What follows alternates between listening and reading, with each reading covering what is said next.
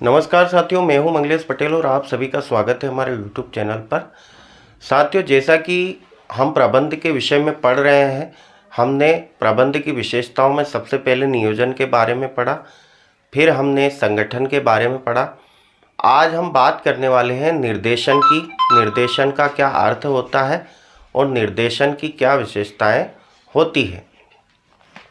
तो साथियों, सबसे पहले निर्देशन को समझ लेते हैं कि निर्देशन क्या है। इसका अर्थ अगर हम देखें, निर्देशन प्रबंध की कार्य है जो अधीनस्थों का पथ प्रदर्शन करता है।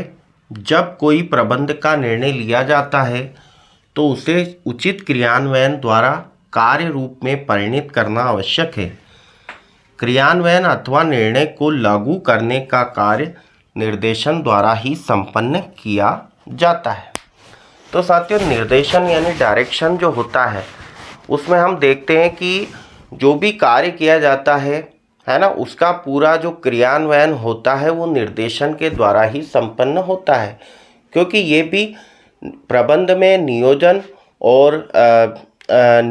और उसके बाद में हमने संगठन की बात करी, तो संगठन के बाद में जो मुख्य रूप से कार्य आता है वो जो है निर्देशन का होता है। तो जैसे कि यहाँ पर इन्होंने कहा है कि निर्देशन प्रबंध की कार्य है जो अधीनस्थों का पथ प्रदर्शन करता है। मतलब कोई भी जो व्यक्ति होता है वो डायरेक्शन अगर करता है तो जो व्यक्ति वहाँ पर होते हैं तो उनको जो है निर्देश के माध्यम से कोई भी कार्य को सुचारू रूप से चलाया जाता है।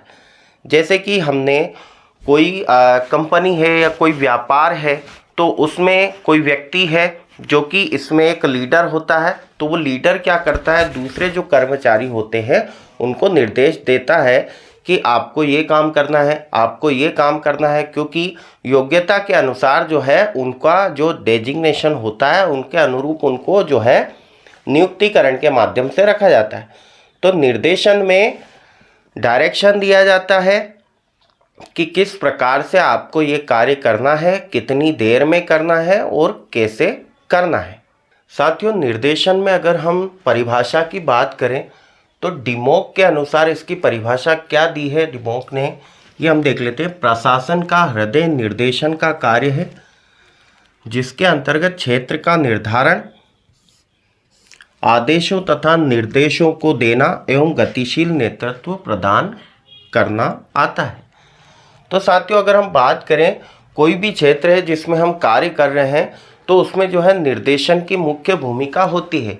तो निर्देशों का निर्धारण करना, निर्देशों को किसे हमको देना है, और ये एक सतत प्रक्रिया है जिसके माध्यम से हमको निर्देश देते जाना है। जैसे कोई भी कार्य अगर व्यक्ति कर रहा है, अगर वो कार्य उसने पूरा कर लिया है, फर्स्ट स्टेप उसकी जो है कंप्लीट कर ली है, तो नेक्स्ट स्टेप के लिए जो है उसको आदेश देना है, उसको ऑर्डर देना है।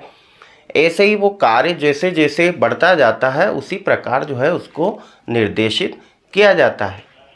दूसरी परिभाषा अगर हम देखें तो दूसरी जो परिभाषा इसकी दी है वो है कुंटज और ओडोनेल के अनुसार अधीनस्थों के पथ प्रदर्शन तथा पर्यवेक्षण का प्रबंधकीय कार्य ही निर्देशन है।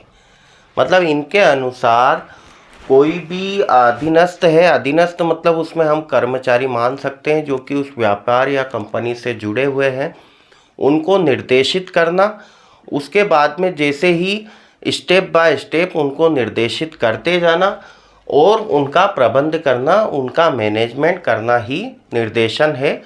साथियों, अब हम बात करेंगे निर्देशन की विशेषताओं की। सबसे पहली जो विशेषता है वो है प्रबंध का महत्वपूर्ण कार्य। तो साथियों, जो निर्देशन है वो प्रबंध का महत्वपूर्ण कार्य है। जैसे कि नियोजन एक महत्वपूर्ण कार्य है, संगठन एक महत्वपूर्ण कार्य है। तो नियोजन और संगठन जो है दोनों प्रबंध की पृष्ठभूमि को तैयार करते हैं, लेकिन निर्देशन जो होता है वो जो व्यक्ति होते हैं उनसे कार्य करवाने का काम जो है वो निर्देशन का रहता है। निर्देशन में व्यक्तियों से कार्य करवाया जाता है। साथियों, दूसरी विशेषता की अगर हम बात करें तो प्रबंध के प्रत्येक स्तर पर आवश्यक निर्देशन जो होता है वो प्रबंध के प्रत्येक स्तर पर आवश्यक होता है। जैसे कोई कार्य छोटा हो या बड़ा हो, कोई कार्य जो है लंबे समय के लिए हो या कम समय के लिए हो, कैसा भी कार्य हो सबके लिए निर्देशन जो है जरूरी होता है और ये उसके प्रत्येक स्तर पर कार्य करता है। साथियों, तीसरी विशेषता की अगर हम बात करें तो तीसरी विशेषता है सतत प्रक्रिया। तो निर्देशन क्या है? एक प्रकार की सतत प्रक्रिया है जिसमें कोई व्यक्ति अगर किन्हीं व्यक्तियों को आदेशित करता है तो वो जीवन पर्यंत चलता रहता है। जैसे जैसे कार्य पूर्ण होने लगता है निर्देशन का माध्यम जो है चेंज होने लगता है, निर्देशन जो है होता रहता है और ये सतत प्रक्रिया जो है चलती रहती है। साथियों, निर्देशन की चौथी विशेषता की अगर हम बात करें तो यह मानवीय निष्पादन से संबंधित। मतलब इसमें कोई व्यक्ति होता है, कोई लीडर होता है जो कि दूसरे जो व्यक्ति होते हैं, दूसरे जो कर्मचारी उसमें होते हैं, उसमें इसके द्वारा ही निर्देशन किया जाता है। क्योंकि यह निर्देशन किसी मशीन के माध्यम से नहीं होता है, इसमें ये व्यक्ति विशेष है, इसलिए यहाँ पर कहा गया है कि मानवीय निष्पादन से संबंधित। मतलब ये एक मानव की क्रिया है जो कि निर्देशन के अंतर्गत आती है। उसके बाद में हम पांचवी विशेषता की अगर हम बात करें तो विभिन्न तत्वों का समूह।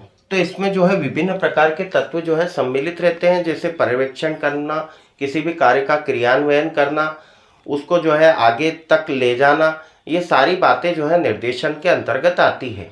साथियों, इसकी जो छठी विशेषता है अगर उसकी हम बात करें तिहरे उद्देश्य। तो तिहरे उद्देश्य से इनका आशय ये है कि अधीनस्थों के द्वारा जो कार्य होता है उसको करवाना, उसके बाद में व्यापार हो या कोई कंपनी हो तो उसको नए उच्च शिखर पर उसको पहुंचाने का कार्य भी इसी में रहता है। और उसके बाद में सारे जो कर्मचारी जो रहते हैं, चाहे वो निचले स्तर के हों, ऊपरी स्तर के हों, सभी का निर्देशन का कार्य जो है इसमें किया जाता है। साथियों, अगर हम सातवीं विशेषता की इसकी बात करें तो निर्देशन का प्रवाह। तो निर्देशन का जो प्रवाह होता है वो जो है ऊपर से नीचे की ओर होता है। जैसे जैसे ये बढ़ता जाता है जो है प्रबंध की ओर ये बढ़ता जाता है, कार्य की प्रगति की ओर ये बढ़ता जाता है और प्रबंध के कार्य को पूर्ण करता है। साथियों, ये था हमारा निर्देशन के ऊपर हमने ये वीडियो बनाया और इसका अर्थ हमने आपको समझाया, इसकी क्या विशेषताएं हैं, किस किस ने इसकी परिभाषाएं जो है दी है, ये हमने इस वीडियो में देखा। तो साथियों, आने वाले वीडियो में हम जो है आपको और भी प्रबंध से संबंधित क्या क्या प्रश्न जो है इसमें आ सकते हैं उसके बारे में जानकारी देंगे और ऐसे ही ये वीडियो हमारे चलते रहेंगे जब तक आपको सफलता नहीं मिल जाती है। साथियों, आपको हमारा वीडियो कैसा लगा कमेंट करके ज़रूर बताइएगा और ज़्यादा से ज़्यादा इसको शेयर कीजिएगा, लाइक कीजिएगा। और आप अगर हमारे चैनल पर नए हैं तो हमारे चैनल को सब्सक्राइब कर दीजिएगा। आप सभी का बहुत बहुत धन्यवाद।